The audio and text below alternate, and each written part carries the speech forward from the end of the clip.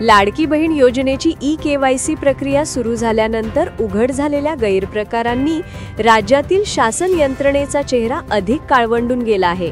सर्वात चिंतेची बाब म्हणजे पोलीस आणि शिक्षक या दोन अत्यंत महत्त्वाच्या जबाबदारीच्या क्षेत्रातील हजारो कर्मचाऱ्यांनीच या योजनेवर डल्ला मारला। समाज रक्षणाची शपथ घेतलेले पोलीस आणि नैतिकतेचे धडे देणारे शिक्षक या दोघांनीही पात्र नसतानाही योजना लाटणे हे जनतेच्या विश्वासाला दिलेले थेट आव्हान आहे। 5000 सरकारी कर्मचारी आणि तब्बल 3000 शिक्षकांनी लाडकी बहीण योजना गिळंकृत केली। काही सरकारी अधिकारी आणि कर्मचारीही या गैरव्यवहारात सामील असल्याचे स्पष्ट झाले आहे।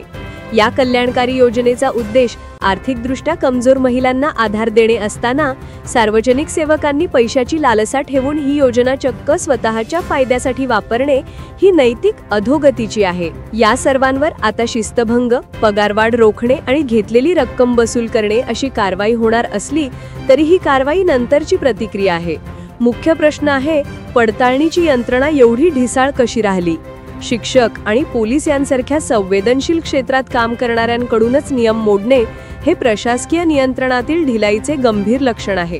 दुसरीकडे 5 लाखांहून अधिक महिलांनीही चुकीची माहिती देत योजना लाटली, पण पोलीस आणि शिक्षकांनी हा गैरवापर केला ही गोष्ट विशेषतः काळजी वाढवणारी आहे।